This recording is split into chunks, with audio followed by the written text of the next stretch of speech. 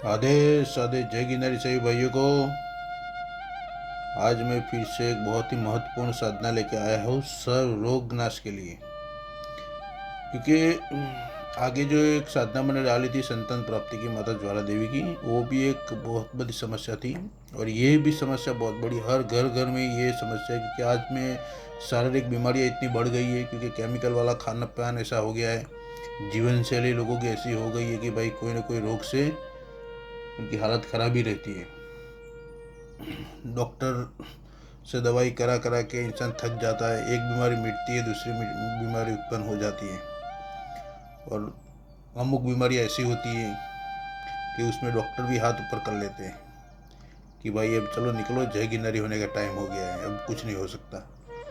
तो ये जो बीमारियाँ आती कैसे है कि भाई तीन दोष जो होते हैं, कफ पित्त और वायु, इन तीन दोषों से रिलेटिव सारी बीमारियाँ होती है। एक दोष से रिलेटिव जो बीमारी होती है, मानो कि कफ से रिलेटिव हो तो उसका निदान हो सकता है, उसका समाधान हो सकता है। पित्त से रिलेटिव हो तो भी समाधान हो सकता है। एक एक बीमारियाँ एक दोष से रिलेटिव होगा तो उसकी दवाई हो सकती है और उसमें आराम भी जल्द मिल सकता है। लेकिन तीनों दोष से रिलेटिव, तीनों दोष जब एक साथ, उसका दोष जब उत्पन्न होता है हमारे जो शरीर में, काया में, तो भयंकर बीमारी, असाध्य बीमारियाँ उसको कहते हैं, आ जाती है।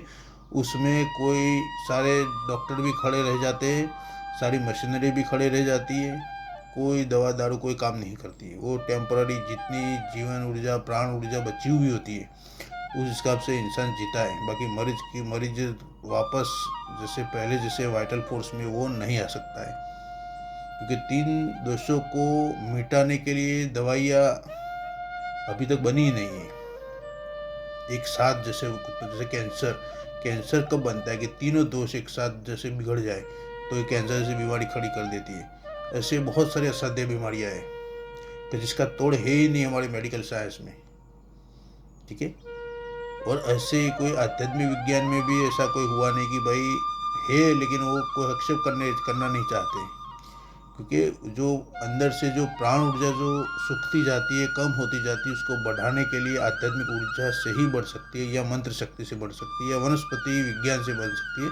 लेकिन वनस्पतियों की जो दवाइयाँ अभी मिलती है बाज़ारों में, बहुत सारी आयुर्वेदिक शाखा है, लेकिन वो नक्षत्र के हिसाब से लाते नहीं है। वो कहीं से, वो तो क्या होता है, बिजनेस होता है उनका।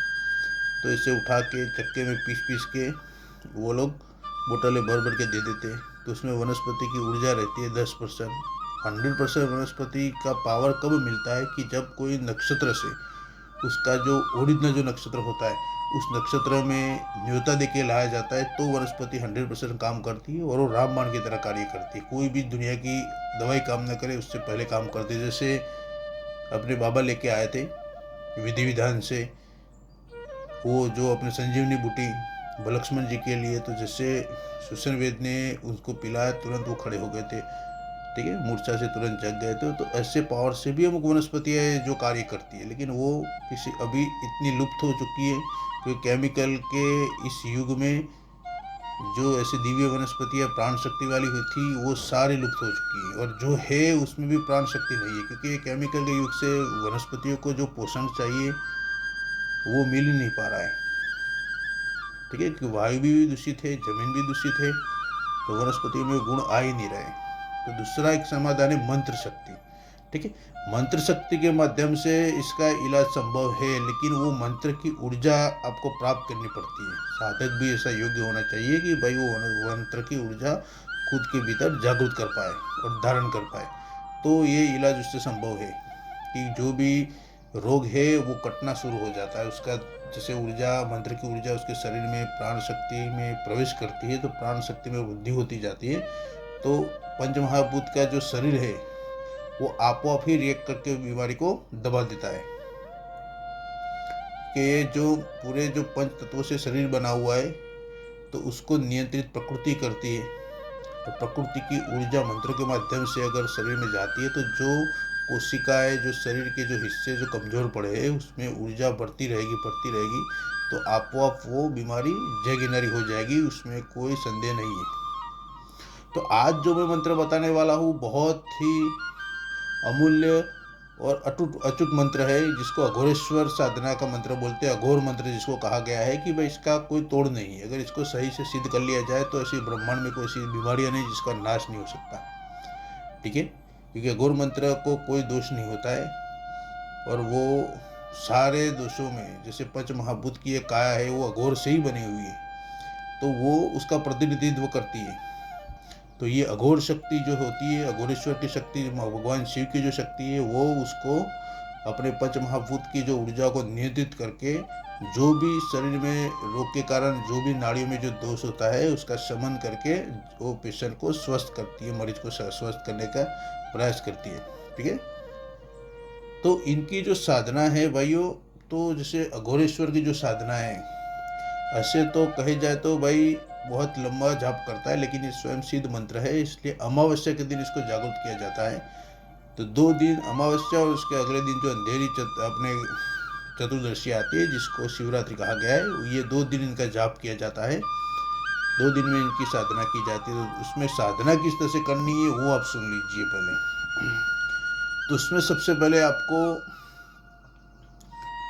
मदार की लकड़ियाँ, सूखी लकड़ियाँ, बबूल की सूखी लकड़ियाँ, बेलबुक की सूखी लकड़ियाँ, बरगद की सूखी लकड़ियाँ, पीपल के पेड़ की सूखी लकड़ियाँ, ठीक है, ये जो मैं बताया उसका याद रखो। गुलर के पेड़ की सूखी लकड़ियाँ, वो थोड़ी थोड़ी वो लकड़ियाँ सूखी ना हो तो गीली लाइए, ठीक है, उसको सुखा के उसको जला दे, जला के उसकी भस्म बना ले। भस्म को अच्छी तरह से छान के एक डिब्बी में पूर के पूरी रख दे।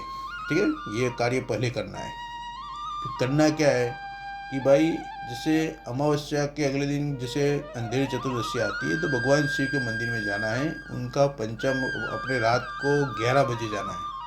कोई ऐसा शिवालय ढूंढिए कि जहाँ आप बैठ पाए, क्योंकि ये 2 दिन में शिवालय में ही सिद्ध किया जा सकता है। घर पे आप बैठ के करना हो तो 41 दिन का विधान लगेगा। ठीक है, अघोर तंत्र से 41 दिन का विधान लगेगा, तब घर पे बैठ के आप साधना कर सकते हैं। 41 दिन कर सकते हैं, 21 दिन कर सकते हैं। अगर साधक में यथार्थ क्षमता है तो 11 दिन में भी वो सिद्ध कर सकता है। ठीक है, उसमें अगर गुरु मंत्र की उसमें ऊर्जा पर्याप्त है तो वो कर सकता है। डायरेक्ट प्रयोग भी वो कर सकता है, उसमें कोई टेंशन नहीं है। लेकिन नए साधकों को अगर तात्कालिक इसमें इमरजेंसी है तो 2 दिन में सिद्ध कर सकता है इस मंत्र का। तो 11 बजे के बाद जाना है शिवालय में। भगवान शिव को अपना दीपक जलाना है, भूगल का धूप जला देना है, थोड़ा अभिषेक करना है पंचामृत से। वो आगे मैंने जो बताए थे वो मंत्रों का प्रयोग करके करे तो बहुत बढ़िया रहेगा। ठीक है, अभिषेक करने के बाद करना क्या है कि भाई ये जो मैं मंत्र बताऊंगा उस मंत्र को बोलते जाना है। मंत्र खत्म हो जाए तो जो अपने भस्म जो बनाई थी उस भस्म से शिवलिंग का अभिषेक करते रहना है। ठीक है, अभिषेक करते रहना, मंत्र बोलना है, मंत्र खत्म हो जाए फिर अभिषेक करना है। इस तरह से 121 बार करना है। ठीक है, करने के बाद महापंचमेवे का भोग लगा देना है, और जो भस्म जो अर्पित की है शिवलिंग पे वो सारी ले लेनी है, जितनी निकले इतनी वो अलग पात्र में रख देनी है। ठीक है, तो दूसरी जो यूज नहीं की वो दूसरे दिन सेम विधान से अमावस्या के दिन भी सेम दूसरी भस्म भी इस तरह से उनको भगवान शिव पे अभिषेक कर देना है मंत्र से, और उसको भी लेके अपने जो दूसरी अगले दिन में जो भस्म रखी थी उसके साथ वो रख देनी है। तो ये हो गई सिद्ध विभूति। तो वो विभूति इस मंत्र से सिद्ध हो गई। फिर जब भी कोई रोगी आपको आए कि भाई इसका बहुत टाइम से इलाज चल रहा है, कोई निवारण नहीं मिल रहा है, तो उसमें करना क्या है कि जो मैं मंत्र बताऊंगा वो अपना जो मंत्र है, मंत्र से उस विभूति को 21 बार, 51 बार, और बहुत ही सीरियस मैटर हो, बहुत ही गंभीर बीमारी हो तो 108 बार आप अभिमंत्रित करके उसको दे दीजिए कि भाई थोड़ा थोड़ा पानी में डाल के उसको पिला दीजिए। तो जैसे जैसे वो पीता रहेगा चुटकी चुटकी डाल के, तो उसका रोग कटता रहेगा। ठीक है, थोड़े टाइम में वो पूर्णतः स्वस्थ हो जाएगा। लेकिन उसका जो भी आहार विहार होता है वो बोले उसका जो परहेज है वो उसका पालन करता रहे। परहेज में क्या करना है कि भाई कोई ये जो रोग जैसा हुआ, जैसा कोई दोष हो, ठीक है, कि भाई जलन वाला कोई हो, जैसे कोई बीमारी से शरीर में जलन हो रही हो, ऐसा कोई लक्षण होता है तो उसको बोलना है कि गर्म चीज़ नहीं खानी है। ठीक है, कोई तीखी चीज़, तली हुई चीज़ का उसको परहेज करने बोलना है। ठंड वाला कोई लक्षण होता है कि शरीर ठंडा रहता है, तो उसको बोलना है कि ठंडी चीज़ नहीं खानी, गर्म चीज़ खाओ। तो इस तरह से जैसे उनके लक्षण हिसाब से उनको परहेज में बता देना है खाने के लिए, और ये भभूति आप देते रहिए, वो तुरंत ठीक हो जाएगा। इस मंत्र से आप उसको डायरेक्ट जाड़ा भी लगा सकते हैं, 7 बार 21 बार मोड़ पंख से, ठीक है, और ये भभूति भी दे सकते हैं। तो ये भभूति से ही वो तुरंत जय गिरनारी हो जाएगा, कोई भी रोग होगा, ठीक है। सामने वाले का भरोसा होना चाहिए, आप में भी भरोसा होना चाहिए अपने इष्ट पे। तो उसमें रिजल्ट बहुत जल्द मिलता है। जैसे उसका रोग खत्म हो जाए तो गौ माता को वो घास, जो घास उसको बोलना कि भाई डाल देना, या अपने पक्षियों को दाने डाल देना, ये खाली उनको बता देना, ठीक है।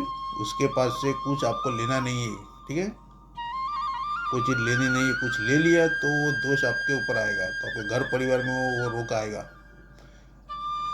तो वो जो होता है भाई कि उससे पुण्यदान कर देना, तू अपने हिसाब से कुत्तों को रोटी खिला दो, पक्षियों को दाना डाल दो, गौ माता को घास डाल दो, ठीक है।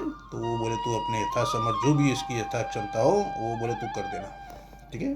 तो इस तरह से इसका पूरा विधान है। तो इस मंत्र सुन लीजिए। मंत्र किस तरह से है?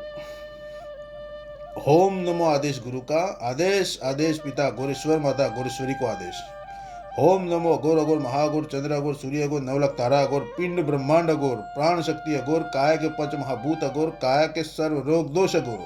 इसी पर इसी वक्त अमुक रोग, तो ये जो अमुक रोग है तो उसमें रोग का अगर आपको मालूम हो तो पता हो तो ठीक है, ना हो तो अमुक रोग की जगह उस इंसान के रोग का नाम बोलना है कि भाई इस इंसान का जो भी रोग है उसका नाम बोल के वो भस्म हो जाए, ठीक है।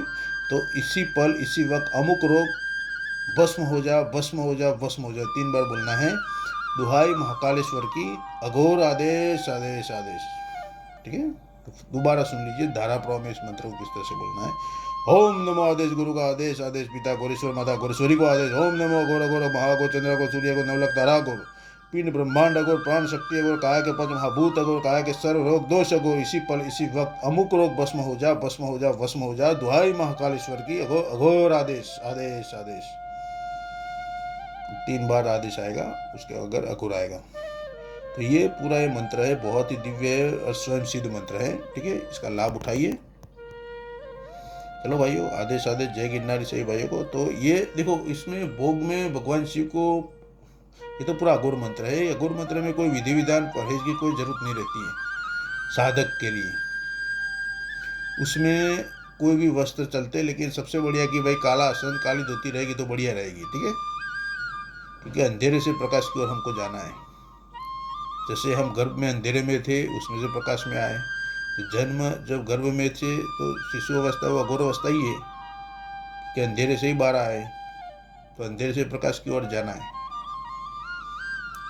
इसलिए ये तो पूरा रहस्य अलग है। अघोर का रहस्य मैं कभी बताऊंगा आपको विस्तार से। अभी इसको सुन लीजिए कि ये बहुत दिव्य मंत्र है और इसका कोई तोड़ नहीं है, कोई काट नहीं है। तो इसका दूसरा फायदा क्या रहता है कि भाई प्राण शक्ति, इसमें एक शब्द आता है पिंड ब्रह्मांड अघोर प्राण शक्ति अघोर। मतलब हमारी जो प्राण शक्ति है वो भी संचालित हो जाएगी मंद हुई। जो साधक सिद्ध करेगा तो साधक की प्राण शक्ति भी उच्च कोटि पे पहुंच जाएगी, ठीक है। काय के पंच महाभूत अघोर शब्द आता है, तो पंच महाभूत की जो काय है, हमारे पंच महाभूत जो साधक जो सिद्ध करेगा उसके पंच महाभूत भी सक्रिय हो जाएंगे। जिसके ऊपर ये प्रयोग हुआ जाएगा उसके भी पंच महाभूत की जो भी दोष होगा वो जय गिरनारी हो जाएगा, उसमें कोई दो राय नहीं। फिर तीसरा इसमें एक शब्द आता है कि भाई काय के सर्व रोग दोष अघोर। तो सर्व रोग के साथ दोष भी, जो भी हो दोष, काय में हुआ हो जो भी दोष हुआ हो, कर्मों का दोष हो, कोई भी दोष हो, ग्रहों का दोष हो, कोई तंत्र का दोष हो, कोई देव देवता का दोष हो, कोई पितरों का दोष, सारे जय गिरनारी हो जाएंगे। इस तरह से मंत्र सबको कवर कर लेगा। आपको कुछ करने की जरूरत नहीं कि भाई इसको तंत्र के कारण रोग हुआ है, कि मंत्र के कारण हुआ है, कोई देवता के कारण हुआ है, पितृ जो भी हुआ होगा सारा जय गिरनारी हो जाएगा, ठीक है। आपको सिर्फ प्रयोग करना है वीर भाव से, डर सहमे रह के नहीं कि भाई रोते रोते आराम से करें। वीर भाव से इसको करना है। घोर मतलब वीर भाव है, एकदम शिव अवस्था है वो, ठीक है। तो इससे जाप करिए, इसका लाभ उठाइए, बहुत ही काम आएंगी ये भी चीज़। चलते फिरते आज किसी को भी क्या रोग हो जाए किसी को पता नहीं है। चलो भाइयों, आदेश, आदेश, जय गिरनारी श्री भाई को। सब खुश रहो, मस्त रहो, अपने मौज मस्ती में रहो। आदेश, आदेश, आदेश।